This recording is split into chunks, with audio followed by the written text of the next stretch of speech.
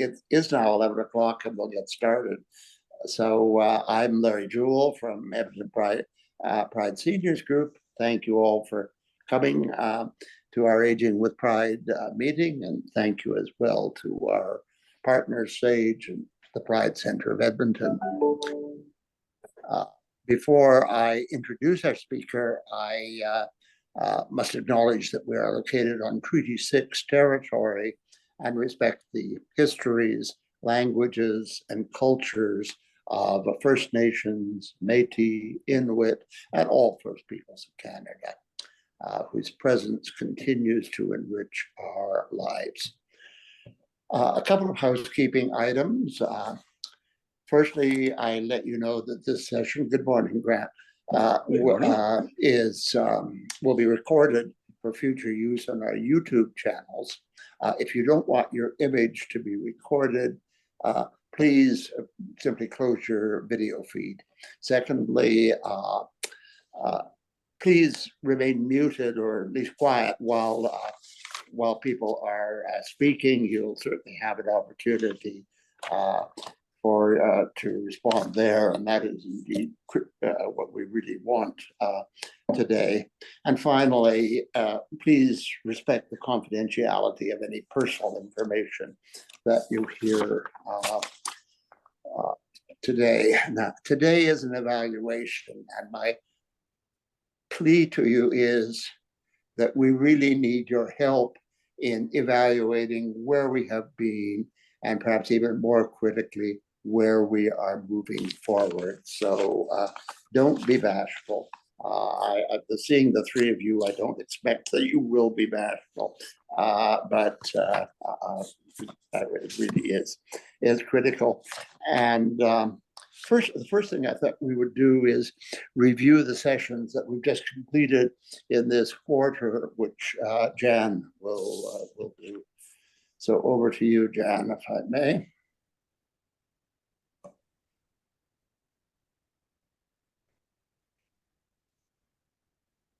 Can you see it okay?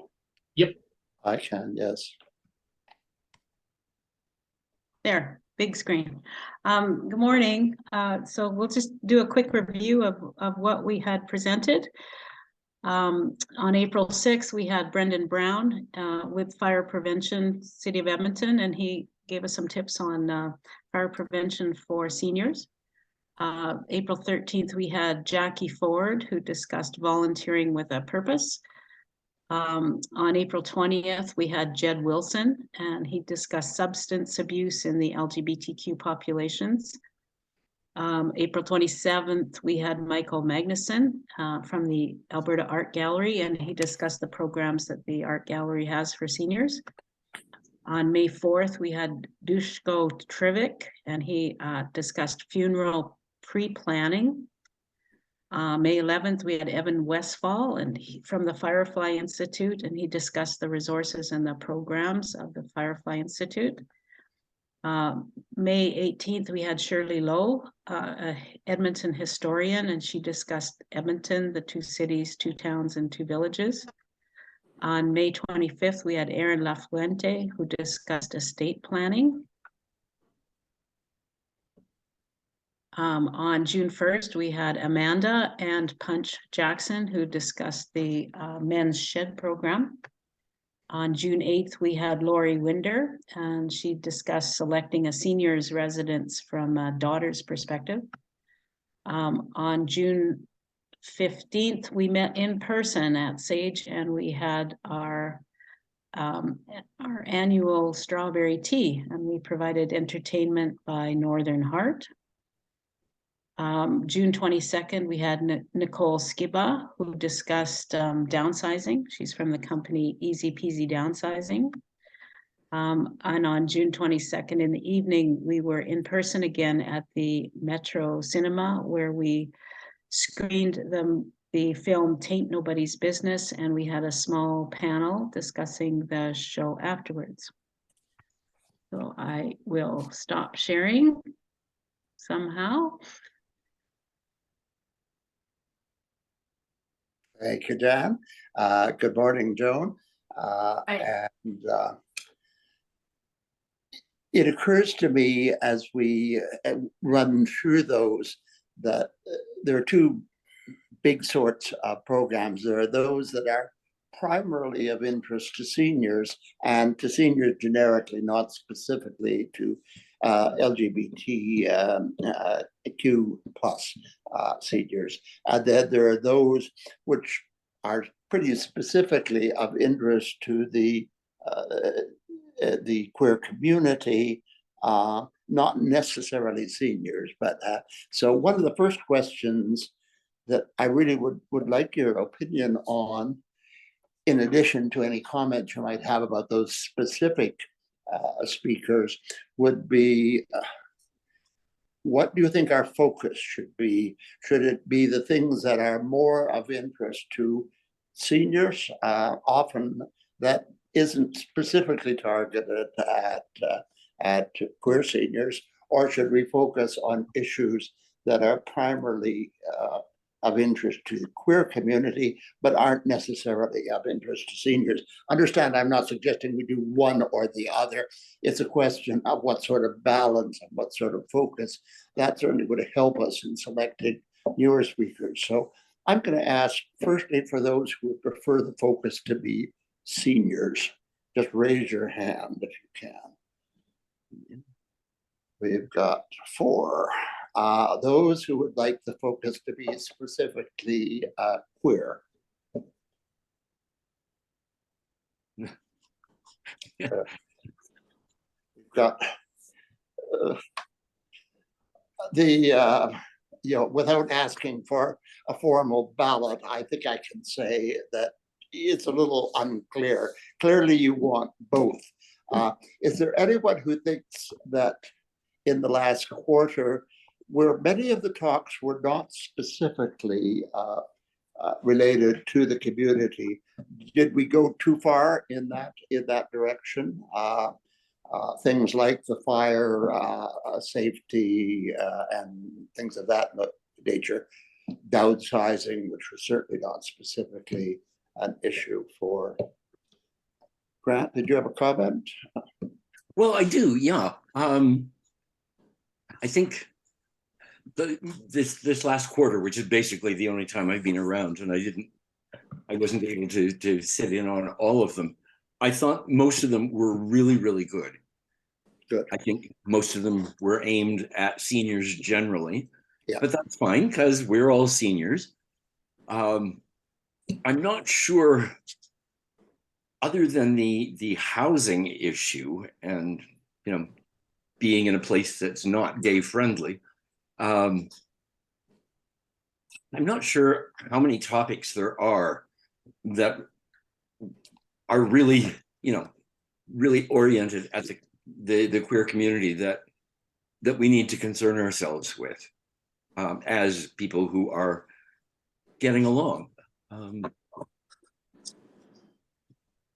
Interesting point of view. Michael, your comment was the other side, the sort of the focusing on the queer. So can we get your comment? Michael, you're muted. I appreciate what Grant said, and certainly I thought a number of those discussions by the different people were quite good. I think that if we think about though the what would be valuable for the queer community in the broad sense, that for example we have a couple of different groups working on history of gays and lesbians in Edmonton. And it seems to me that, that fits in that notion of, because all of those have some advocacy as part of it. The Edmonton Community Foundation has a podcast specifically on the Delwyn Breed, but they also have a film coming out as well. And the fellow who put that together might be interesting. That's certainly some advocacy, but it's also, I think that too, there is a sense, and I'm saying some of this because I think there is a real sense that we need to remind ourselves of our own history and get a better grasp of that, so we're able to particularly do that. I think to ask someone like Darren Hagen to talk about what does it mean to be a drag queen through time, and what's going on these days, and how is that affecting us, et cetera, and that. It wouldn't have to be him, but because he's got that history, and because he has to deal with it today as well, I think might be quite valuable. So I think that there's a lot of overlap between them. I also think that the other aspect of stuff related to gay, lesbian, blah blah blah, is that we're seeing a shift. I think that's very worrisome, and it is, drag queens is one. The other is trans. There's horrible kinds of stuff, and I think we need to think about how should we counter that? How can we have an impact on that? And I think there are some ways. I think some people that have some notion of that, and I think that would be useful. I think another one might be, what does it mean to be mentoring younger gays, lesbians? And is that an area that we might find interesting or useful, as well as to just think about what does that mean? Eric probably knows more about that than anybody else, but there certainly Eric probably could suggest other groups or people along those lines. So I think there's a lot in there. That's not to downplay what Grant said. I think sometimes we don't realize how broad that might be for us. And that we can, because I think a lot of the others that other sessions were well done. I do think that many times those of you organizing have worked hard with people to from some of those areas to push them to think about it in terms of seniors and perhaps gays and lesbians, and I think that helps. And I think there was one or two that I felt, I wasn't sure that was really aimed very well, but by and large, I think you pushed, you worked hard to make that in the background to help that happen, if I put it that way. So those would be some of my comments.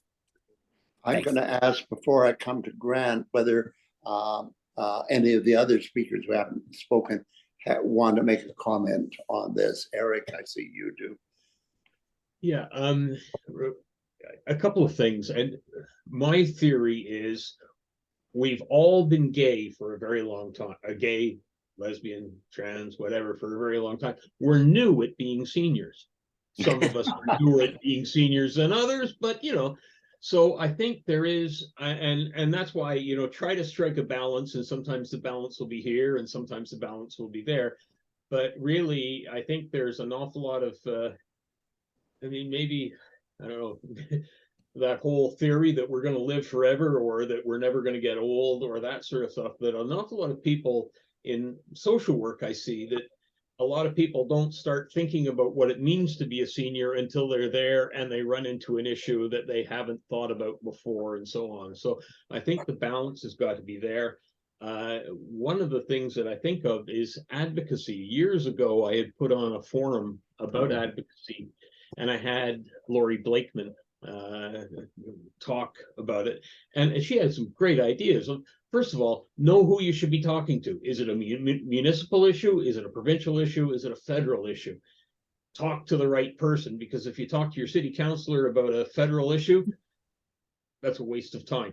So maybe an actual program on advocacy, what it means to stand up for yourself and who you should talk to, and those sorts of things. And the last thing is on mentoring. Yeah, I've got a lot of experience on that. But I could probably get somebody from Big Brothers Big Sisters and their PRISM program, PRISM, not prison, PRISM program, which is specifically matching queer youth with queer seniors.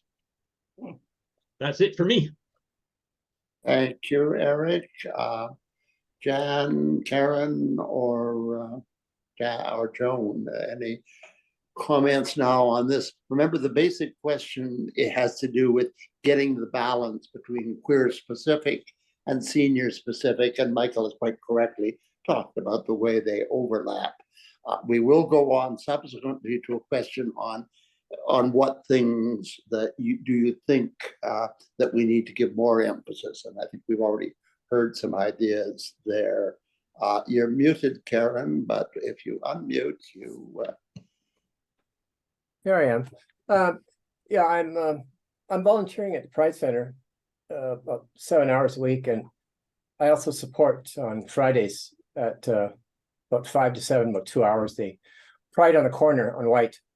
And so I see a lot of the kids, and often the parents come along with certainly with some of the younger kids.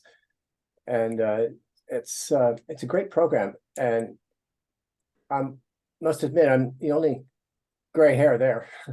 And it's when Pam and I went, the kids got really excited about seeing, like, grandparents, like, it's to see the future, that they aren't new, they are following, the footsteps of people who are ahead of them. And we talk about our history some, and at the Pride Center, we try to talk to the kids about our history in the sense that they just don't know. We don't have enough history for the kids. Now, mind you, they got the GSAs now. There's more awareness, perhaps, but here we are. We're a walking history. I mean, we are still alive, and the actual, flesh and blood people mean something to these kids. It inspires them, because to know that, first of all, we support them, and secondly, is that, like, ooh, wow. I mean, there are people like me before. They survived. How did you get by? All that sort of stuff. So anyway, having somebody coming from the group, talking on behalf of the Pride on the Corner, might shape up. I mean, it sort of connects with mentoring, but not mentoring in a formal sense. Mentoring in the sense of just to be seen and just to mingle and to be available. So I don't have any particular plan. I don't have a suggestion. It's just that there's a lot of connections to be made with cross generations, and so between the trans issues and the Pride on the Corner and at the Pride Center and mentoring, and for that matter, even the drag scene, because you see a lot of the kids are coming, trying to be in drag or trying to be, outrageous. Reminds me of the time of the hippies. Remember the hippies? The other day I was downtown and I was in the Laura store, and they had Paisley is coming back. Can you believe it? Paisley is coming back. And so anyway, so it to me, it was like having a deja vu experience with with LSD. But so there's a lot available, but no particular program. How do you link it all? I don't know. I'm just throwing it all out, and I could just see all these things, and I'm trying to put it together somehow.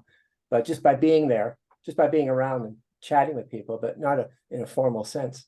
Anyway, just getting lost in all those ideas. There, that's it. Thanks, Karen.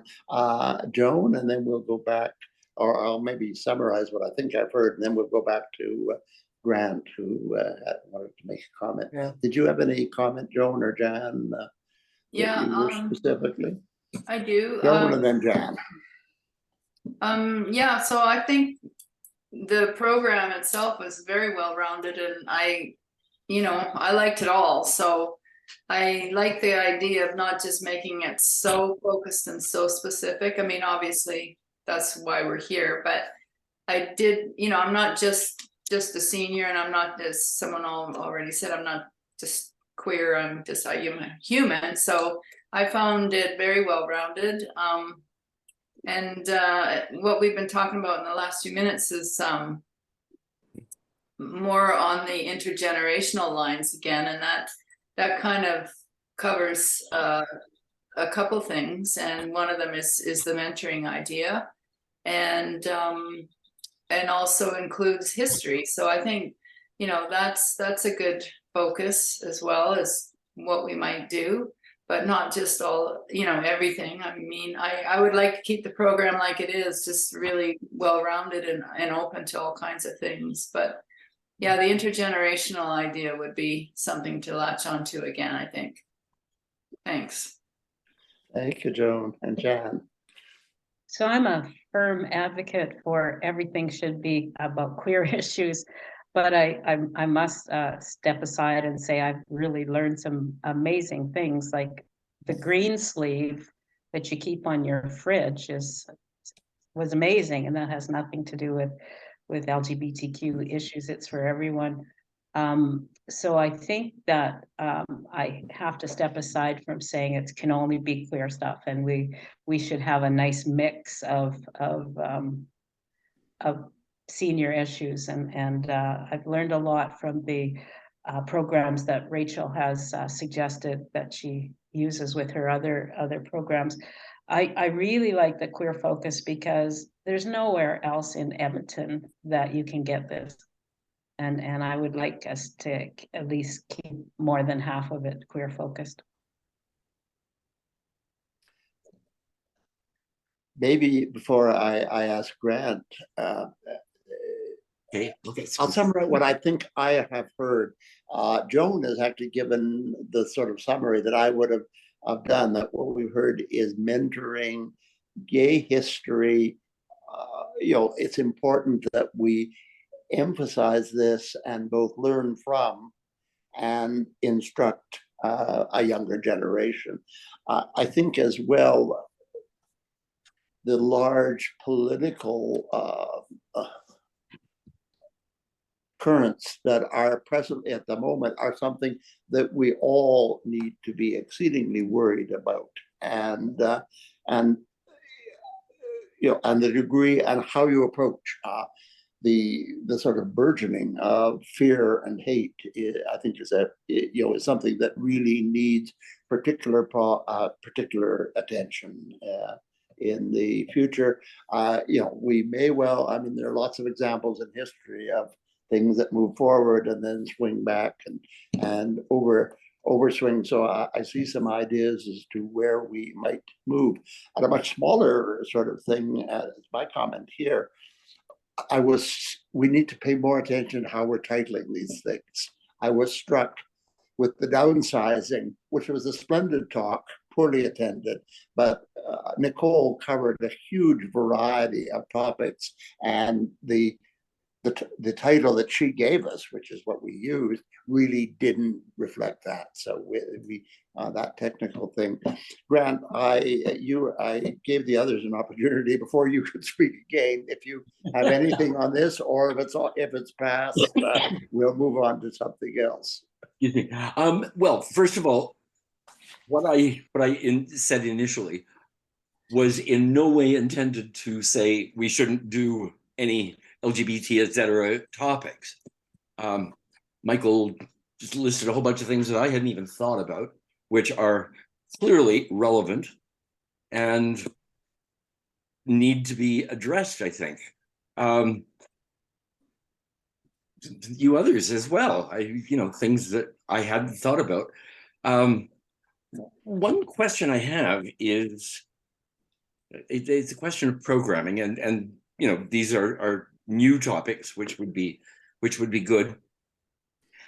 Has any thought been given to how often some of these topics need to be revisited?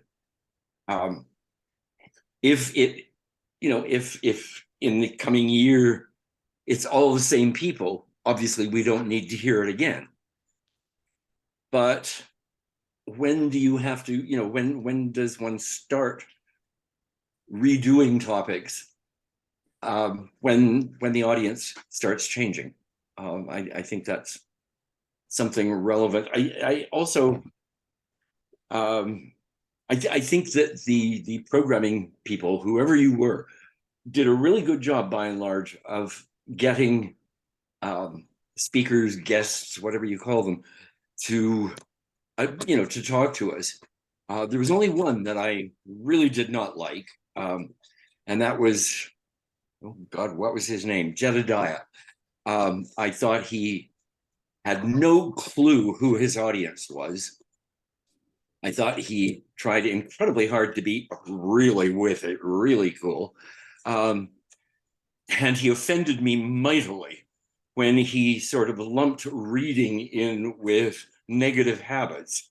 I thought, I really questioned whether he'd actually ever opened a book in his life. I did not like that presentation. I just, every other one, Aaron LaFuente, for example, or, oh God, I can't even remember his name, the guy who did the funeral thing. They were excellent, absolutely excellent. They were clear. They had, their material was well in hand. That kind of thing we need to make sure that other people get to hear it when that's necessary. I have spoke. Okay, any other, well, Jan, you have your hand up. I guess I just wanted to address the repeating of the topics, and I think we've tried really hard to have that covered by, you can go to the YouTube channel and you can see a recording of the presentations if the presenter would allow it to be recorded. So it would just be a very small number that might need repeating in the future. Yeah. We have talked about repeating the issue of seniors' abuse, financial and otherwise, and scams, and that, in my view, needs to be done as part of the regular session on a fairly regular basis. The other thing which is coming out to me is the intergenerational component. Karen has mentioned Pride Corner. I'll also mention the session we did at McEwen, which really had an excellent feeling and emphasized the importance of, let's say, having a real three-dimensional young person and old person in proximity. Eric and then Michael, I think. Have I missed anyone? A couple of things on the repeating. I think maybe between the programming is pretty much Larry, Jan, Rachel, and myself coordinately coming together and saying what issues, who could we get to talk about that, and so on. But on the repeating, recognizing, yeah, that if you've seen this movie before, do you really want to go and see it again? But we do have, the audience changes. And so I was thinking of more about looking down our list of topics and saying what topics need an update, where conditions have changed, where, we've seen changes happening in the community. How could we address that by going to one of our speakers and saying, you talked about this last time, would you maybe do a brief summary of that for 5 or 10 minutes and then move on to what has changed since. So that was just what I wanted to suggest about a repeat. Michael? So picking up a little bit on what Eric has just said, as well as what Grant brought up, it might also be that it would be useful to do a session or part of it about the podcasts, or that are now online, what they are, and maybe a couple snippets from a couple, just to, I think a lot of people don't actually go and look, and a session of, here's how you can do that, and here's ones that are there, and here's a little bit about a few of them, I think is another way to do it. I think Eric has mentioned another way. The other aspect I wanted to say is I thought that, which you've done in the past as well as this time as well, having the event that was at Grant McEwen, the tea, and the film as additional add-ons, or add-ons isn't the right word, I thought were very effective, and I think that's valuable to do. I think getting us out to try to go to places like that is valuable, and so I would certainly support continuing those kind of efforts. I think that they were well done, and fun, or interesting as well. I mean, fun maybe isn't quite the right word. I mean, the film and the discussion afterwards was actually quite excellent, and then I was really that, as well as I enjoyed the film and that too. But the after discussion worked, I thought, really well. But the tea was great fun. I think we all had a good time. Oh, and we also had St. Patrick's Day. I forgot about that one kind of thing, that as well. So I do think that there's some things about that not help, but make these sessions not only kind of inclusive, but a pretty broad spectrum. And I think that's valuable when you're doing them every week over a period of number of months. I think it's very helpful. So that's my other suggestion, is keep that up. I'm not sure what they would do.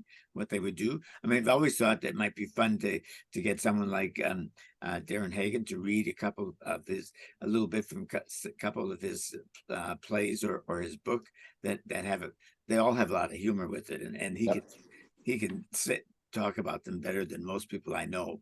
I mean, he's an actor as well, so something like that could be kind of fun. Yeah, Anyway, that was we did that in an earlier session. It was fun, but it would work far better in an in-person rather than a true. Zoom event. Michael, thank you. Were you finished? I don't mean to. Yep, I'm done. Okay. I wonder whether that's a good point at which to segue on to the second big question that I had. We've really focused, and I think we've got some good ideas as to what things we need to focus on. But the second thing is, of course, we're going to take our standard summer break, and we will come back in early October. And I really have two big questions regarding our future. The first is, we have been locked by the pandemic into a virtual format that, after some experimenting, really has been quite successful. But the in-person events that Michael and Karen have mentioned, the strawberry tea and the event at McEwen, really remind us of how important personal contact is, and being out and seen with it is obviously an important aspect as well. So we would like to move. We'll retain the Zoom component for as an option, and for most events. We wouldn't use it for musical events and things like that for technical reasons. But we would like to introduce at Sage the in-person component in addition to maintaining the Zoom component.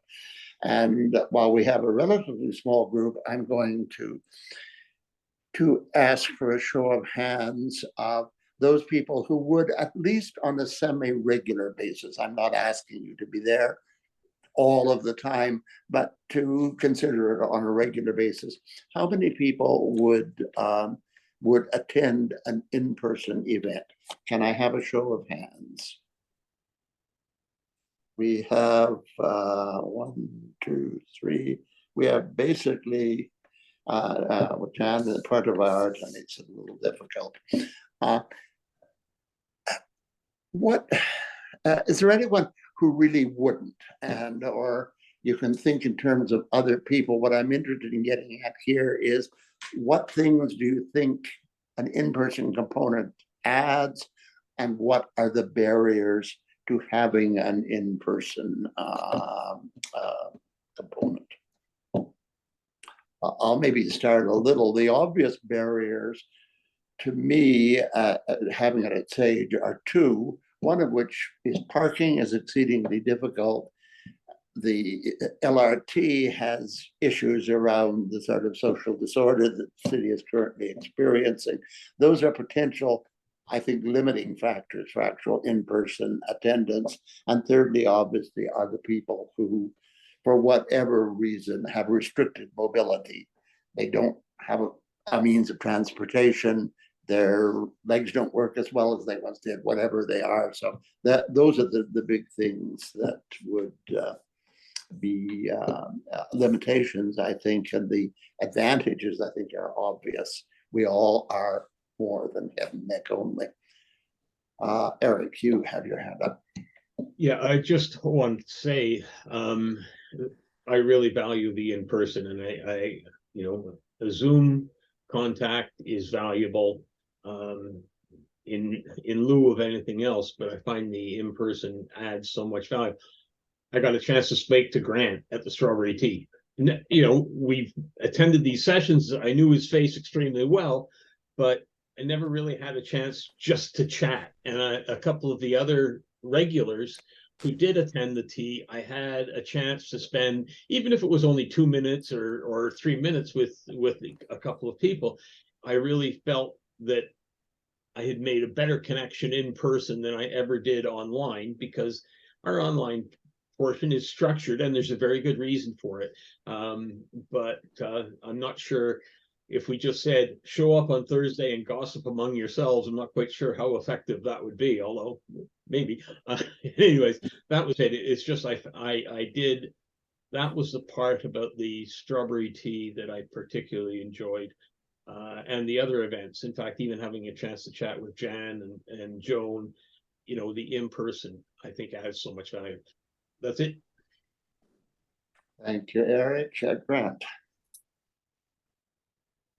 Yes. I enjoyed the strawberry tea as well. And I enjoyed meeting the people that I met. But this is maybe my thing. I'm not sure how general the reaction was. The music drove me out of my mind. Not that it was bad. The woman who was singing has a pleasant voice, and it was kind of a kick to hear some songs I haven't heard for a very, very long time. But it negated, because it was way too loud, it negated the obvious benefit of a face-to-face event, because you couldn't hear what people were saying. You couldn't talk. You couldn't carry on a conversation. So if you're going to have entertainment at something like that, limit it and keep the volume down. I did not go because I wanted to hear somebody singing. I went because I wanted to meet people and talk to them. Yeah, I think that's a fair enough comment. It's easily solved by having the musicians take a break in it and having them participate as well. So I think the organizational details could solve that, because the music, I think a number of people, and I would include myself in that, enjoyed the music. Danielle, and I'm blocking the other name, Linda. Linda, yes, are known to many of the people in the group, so they would enjoy the participation. So I'm getting a pretty clear sense that at least this small sample would be prepared to make attendance in person at Sage a commitment. Not that you're going to be there every week, but it's going to be a priority to get it established. And for that, I thank you. And what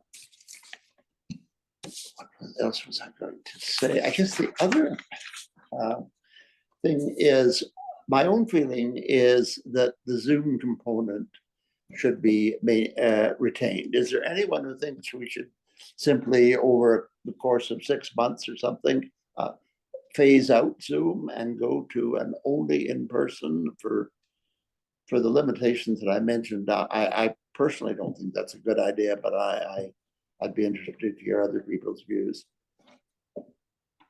Michael? Yeah, Larry, I would say to keep some of the Zoom. I think particularly in the midst of winter, sometimes when we have snow and ice and et cetera, and that makes even more sense. And I think a bit of the combination, and I think it'll be good to see how people feel about a bit of that combination then as well. I suspect for some speakers, and one that I've just arranged on the organ transplantation, is an example that she wants to talk from her office rather than take a full day out of a busy schedule. And so in terms of recruiting speakers, I think that's also important. Yeah. Anyone who feels differently that we really should try to phase out the Zoom? I was just going to add, that there might be some, you might want to think about location. I understand, the concerns about parking and the rest. Is there another location that might work better that we could essentially get most of the time? I don't know where and what that would be. It's just a thought. I'll leave it at that. That's something that I think the organizers will Yeah. have to think about. The Yeah. maintaining Yeah. the contact with Sage strikes me as being important. Pride Center is I know. another area to think about, but some of the same problems are there in accessibility. Eric, I'm sorry. Yeah, I just wanted to add to that. Yes, I know. Well, parking both at Sage and at the Pride Center when classes are in session can be a bigger problem. We did Jeff Bovey when the Pride Center had to close down for a couple of years. Jeff first went to CISA, the Southeast Edmonton Seniors Association, which is, I don't know if you call it Bonnie Doon or Holyrood neighborhood. They have plenty of parking, good transit service, but it just didn't feel comfortable. And you know, Sage has got a little bit better recognition. And from a social work point of view, I kind of like having it at Sage, because if any of our seniors do have social issues, it's very easy for me to say, you know what, let me introduce you to a social worker and or you know, tell you what services are available at Sage, whereas most of the other senior centers in town, they do a wonderful job of programming, but very, very little social work content. So that was just what I wanted to add. But it is an important issue, I think, and one that maybe is best evaluated as we go on to see how big the problem truly is, or whether there are real advantages to looking at other locations.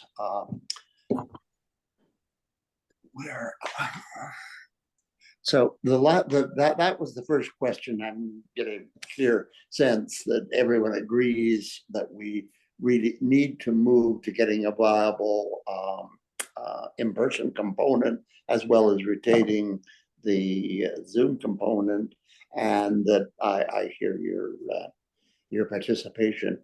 The next question follows on that, I guess, and that is succession planning. Jan, Eric, Rachel from Sage, and myself have done this for a couple of years. We've been very kindly helped by Bill Lee, who has done the editing of the talks for the YouTube channels. And I really do like Michael's idea of having a session on accessing those and what's there, and some clips and so on.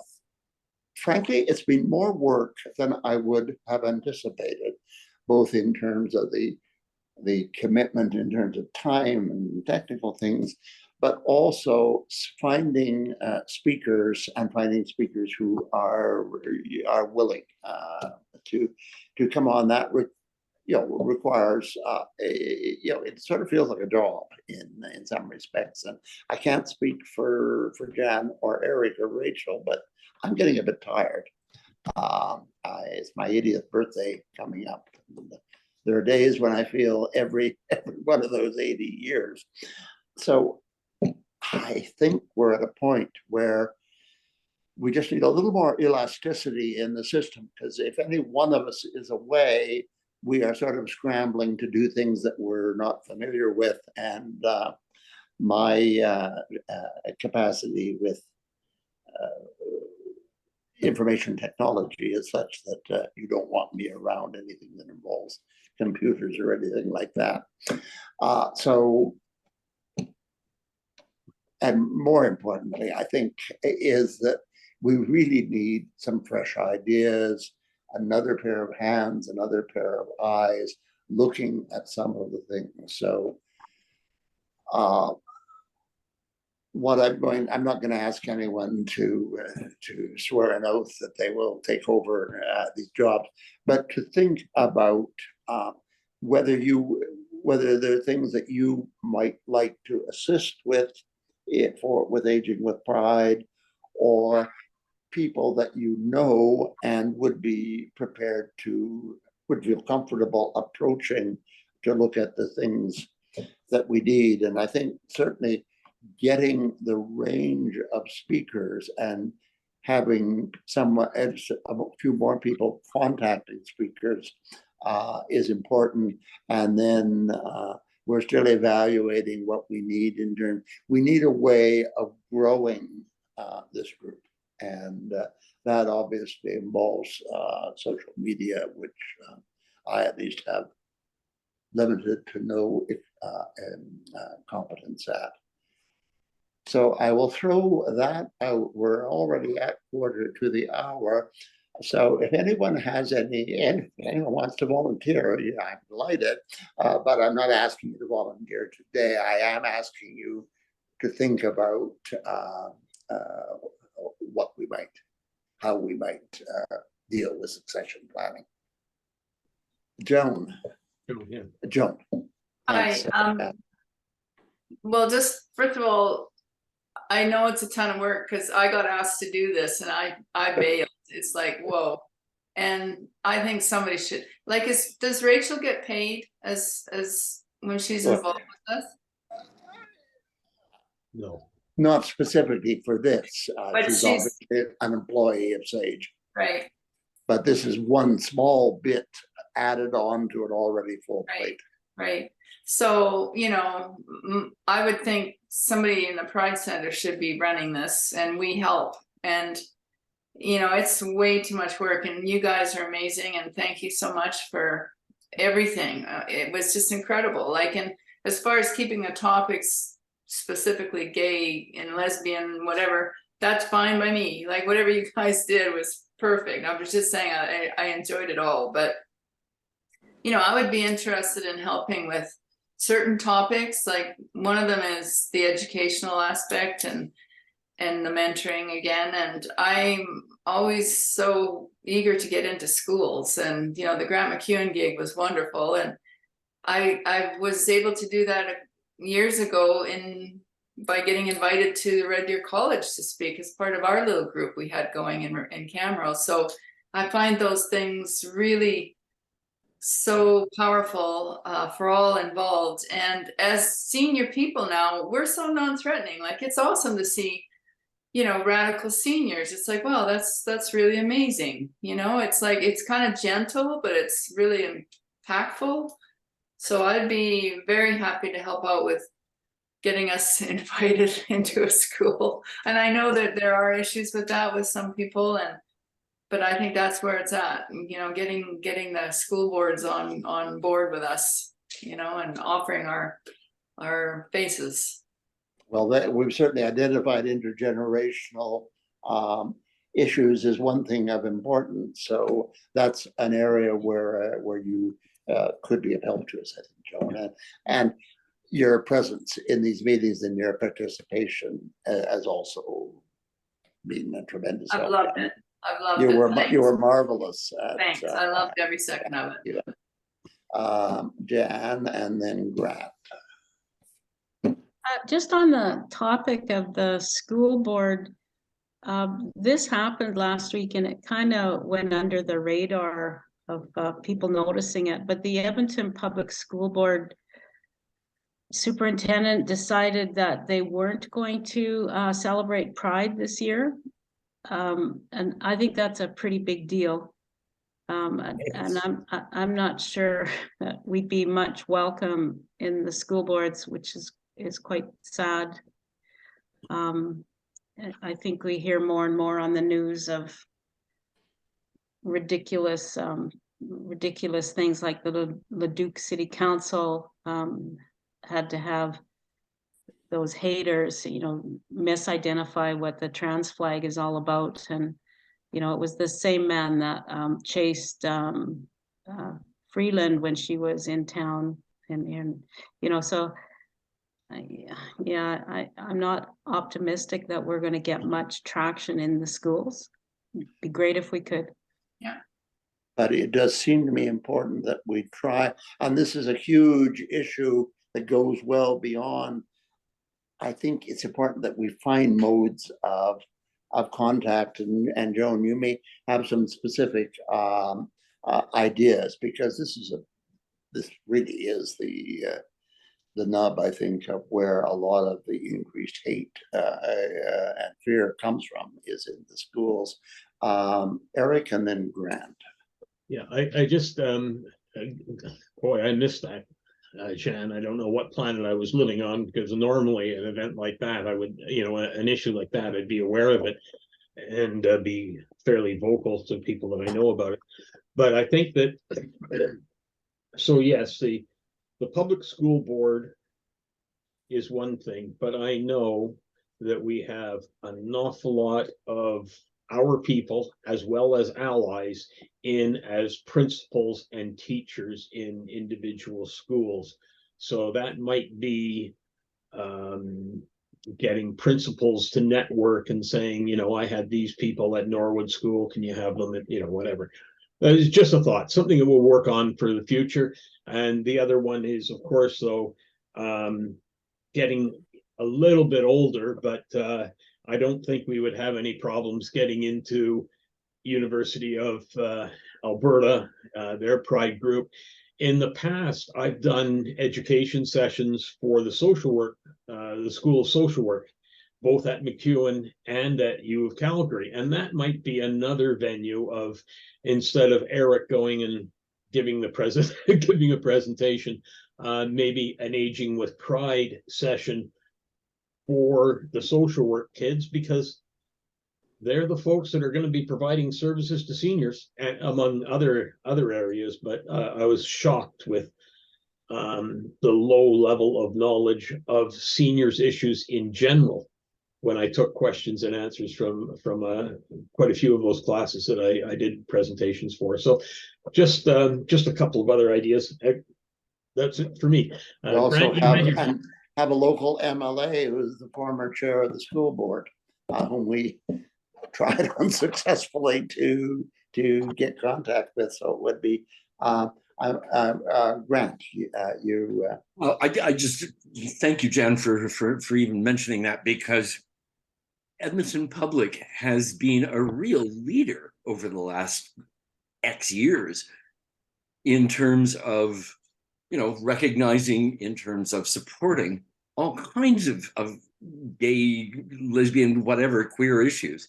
I'm just appalled, and I really wonder if maybe some letters to the actual trustees would be a good thing, because they're his boss, and maybe somebody needs to tell him to grow a pair, because that's probably what it is.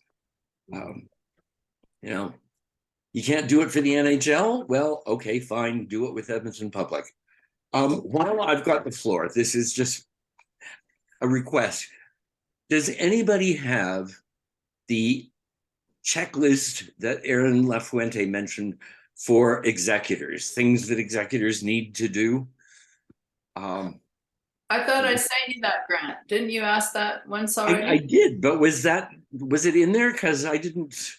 It seemed to be just the PowerPoint. I didn't actually see the list. But I'll take another look at it, Joan. Okay. I thought it was in there, but maybe I missed it. I'll look at it again. I'd really like it, because my executor actually said to me a couple of weeks ago, we really need to talk about some of this stuff again. And it would be useful to have this list to put in front of him. Rachel may also be a source for it. She may have that. Yeah. The full package from the other. I'm aware that we're getting very close to the hour, and I really think that we don't want to go beyond. Well, I'm not prepared to go beyond the noon. I see, Karen, your hand. May I just ask Eric and Jan, will we have a small breakout room at the end? Okay, thank you. Karen, sorry. I'll remind people that Firefly is in schools as well as the GSAs, and that Alexandra Marshall from Firefly does the rural schools. So, I mean, the Firefly and the GSAs are obviously in the thick of it all. So it's they can be recruited. So aside from writing letters to a trustee, I think linking as a group with other groups, demonstrating that this isn't just our issue, It's the issue of Good the idea. trustees, it's the issue of parents, it's the issue of PFLAG. PFLAG too, we forgot about PFLAG, right? Flag I is mean, also. Going together as a critical mass. Yeah. Yeah, that's it. Thank you. That's important. That's key. Grant. Another point that was brought up, and I think sort of almost got lost in the flow, coordinating this group with the Pride Center. Yeah. The Pride Center needs to be perhaps made a little more aware of the fact that there are a whole bunch of us who are older and we have things to offer, but they have energy to offer us. And probably some good ideas in terms of programming. If I may, Grant, Yeah. we are the Pride Center's seniors program. Oh, They are a partner with us, so they Okay. are involved. so how come we don't have any younger people helping us, doddering olders, you know? Sorry, that was probably an unfair comment. The Pride Center has identified its areas of greatest urgency, which, you know, it's a small group, always struggling for funding. There are real limits as to what they can accomplish, and it's obviously their board's decision as to what their priorities should be. Certainly, SJ has been very helpful. The strategic plan is just in the process of being finalized. So it's restructuring. Everything is a work in progress over there. And they're trying to rebuild. And they've got a small staff, but they understand there are many things that they want to attend to. And they are knocking on many doors to get more funding, to get more staff on. So the ideas are there, but not the personnel. But Right. It's a growth project. It's coming. Okay. But meanwhile, we have to talk it up with everybody else that we can link as much as possible. And let me ask one last question, because this is an important thing that shouldn't get lost. Is anyone prepared to take the initiative in terms of producing a draft letter, which then can be modified for individuals, and identifying the groups with whom we should be in contact? Larry, just so drafting like a form letter protesting to the trustees, protesting the decision, and then finding the other groups who should also be encouraged to deal with the issue. You've all identified it as an issue of importance, and I certainly agree with that. I would suggest that Firefly should take this on, and we join. Everybody else joins Firefly. I mean, who's going to be the head? Like, what letterhead? Who's the letterhead? Firefly, because they're in schools. This case, I think it would probably be Aging with Pride would be. I don't really care who takes the lead, provided the letters go out. If Firefly is prepared to do it, then, but we need somebody with a list of contacts and so on. That's something I'll come up with a list of contacts. And if you wanted the letter written in HTML code, then I would be qualified to do it. But to write a competent letter in English, I'm not too comfortable. But I will work on a list of people that we right. Anyone prepared to write a letter for Aging with Pride as a draft of the thing of the. I could have a bash at that. Oh, thank you, Grant.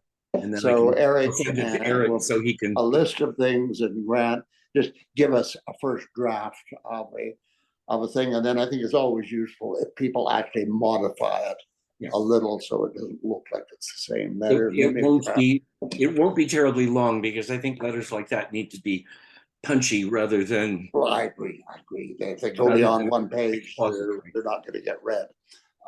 Is my experience in this area. We are at noon.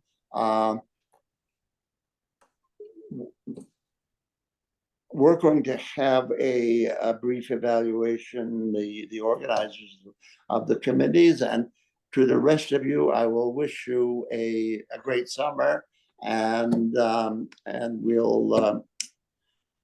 we will see you in October when we resume again, and thanks for your participation in this group. Great. So I'm going to sign out now, and Eric and Jan will sign back in with me. So See you guys. happy Love ya. Canada Day. Bye. Thanks for that note, Joan. Bye-bye. You bet. I mean it.